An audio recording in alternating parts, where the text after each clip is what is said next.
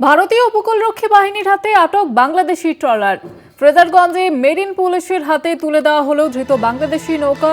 অবৈধভাবে জলসীমায় প্রবেশ করার জন্য 10 জন বাংলাদেশিকে আটক করা হয়েছে। আটক ব্যক্তিদের ফ্রেজারগঞ্জ পুলিশের হাতে তুলে দেওয়া হয়েছে। ফ্রেজারগঞ্জে মেরিন পুলিশের হাতে তুলে দেওয়া হয়েছে ধৃত ওই বাংলাদেশি নৌকা এবং মৎস্যজীবীদের। অবৈধভাবে জলসীমায় প্রবেশ করার জন্য 10 জন বাংলাদেশিকে আটক করা হয়েছে। ইতিমধ্যেই মেরিন পুলিশের হাতে তুলে দেওয়া হয়েছে তাদের। আটক ব্যক্তিদের ফ্রেজারগঞ্জ পুলিশের হাতে তুলে দেওয়া হয়েছে। আমাদের সঙ্গে টেলিফোন লাইনে রয়েছে প্রতিনিধি মানস প্রধান। মানুষ, কি জানা যাচ্ছে? জয়িতা, তোমাকে প্রথমে বলে রাখি যে ভারতীয় উপকূল রক্ষী বাহিনী বাংলাদেশি একটি মৎস্যজীবী ট্রলারকে আটক করে ভারতীয় জলসীমানার মধ্যে।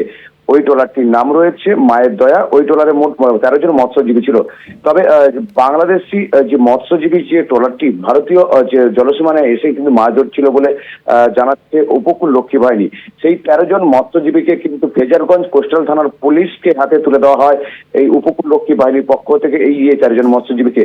তবে এই 13 জন মৎস্যজীবীকে গতকাল আগামীকাল যে কাকদ্বীপ মহকুমা হসপিটাল কাকদ্বীপ মহকুমা আদালতে পেশ করা হবে বলে জানা গেছে পুলিশ সূত্রে। ধন্যবাদ জানাবো মানুষ। আটক ব্যক্তিদের ফ্রেজারগঞ্জ পুলিশের হাতে তুলে দেওয়া হয়েছে এমনটাই জানা যাচ্ছে। জলসীমায় অবৈধভাবে প্রবেশ করার জন্য ইতিমধ্যে তাদেরকে গ্রেফতার করা হয়েছে এবং মেরিন পুলিশের হাতে তুলে দেওয়া হয়। আটক করা হয়েছে নৌকাটিকে।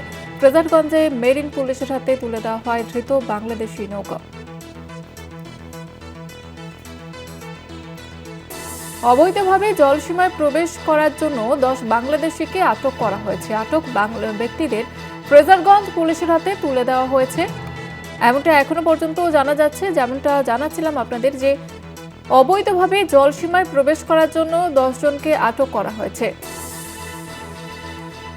উপকূলরক্ষী বাহিনীর হাতে আটক বাংলাদেশি ট্রলার। ফ্রেজারগঞ্জে মেরিন পুলিশের হাতে তুলে দেওয়া হয়েছে ধৃত বাংলাদেশি নৌকা। অবৈধভাবে জলসীমার মধ্যে প্রবেশ করার জন্যই ওই 10 জন বাংলাদেশিকে আটক করা হয়েছে এবং আটক ব্যক্তিদের ফ্রেজারগঞ্জ পুলিশের হাতে তুলে দেওয়া হয়েছে।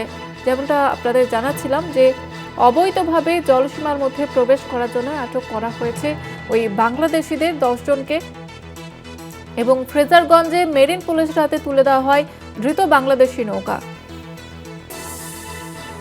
অবৈধভাবে জলসীমার মধ্যে প্রবেশ করার জন্য 10 জন বাংলাদেশিকে আটক করা হয়েছে এমনটাই খবর পাওয়া যাচ্ছে। এখনো পর্যন্ত আটক ব্যক্তিদের ফ্রেজারগঞ্জ পুলিশের হাতে তুলে দেওয়া হয়। আপনাদের জানিয়ে রাখবো, ভারতীয় উপকূলরক্ষী বাহিনীর হাতে আটক বাংলাদেশি ট্রলার ইতিমধ্যেই পুলিশের হাতে তুলে দেওয়া হয়েছে তাদের। আমাদের সঙ্গে টেলিফোন লাইনে রয়েছে প্রতিনিধি অরিত্র ঘোষ। অরিত্র, কি জানা যাচ্ছে? দেখো, ভারতীয় উপকূল রক্ষী বাহিনীর হাতে আটক করা হয়েছে বেশ কয়েকজন বাংলাদেশিকে।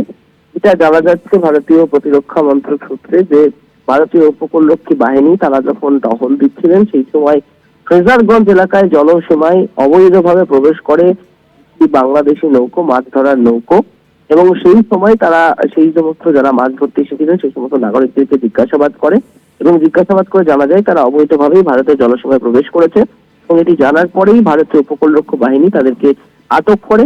10 জন বাংলাদেশিকে আটক করা হয় এবং সেই আটক ব্যক্তিদেরকে ইতিমধ্যেই ফ্রেজারগঞ্জ পুলিশের হাতে তুলে দেওয়া হয়েছে এবং যেটা পুলিশ সূত্রে খবর পাওয়া যাচ্ছে আইনি ব্যবস্থা নেওয়া হচ্ছে আটক ব্যক্তিদের বিরুদ্ধে। উল্লেখ্যভাবে অনুপ্রবেশ আটকাতে বেশ কয়েকদিন আগেই কম্বাইন্ড কমান্ডার কনফারেন্স থেকে বারংবার প্রতিরক্ষা মন্ত্রী তাদের বক্তব্যে এই প্রসঙ্গ তুলে ধরেছেন এবং একাধিকবার বিএসএফ এর তরফ থেকে, ইন্ডিয়ান কোস্টগার্ডের তরফ থেকে বাংলাদেশের জলসীমায় যাতে কোনোভাবে অবৈধ প্রবেশ না হয়, বলা ভালো অবৈধ অনুপ্রবেশ আটকাতে বারংবার সতর্কতামূলক প্রচার করা হয়েছিল।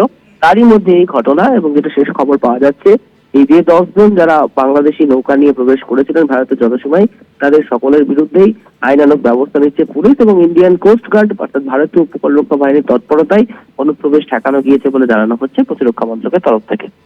ধন্যবাদ জানাবো অরিত্র।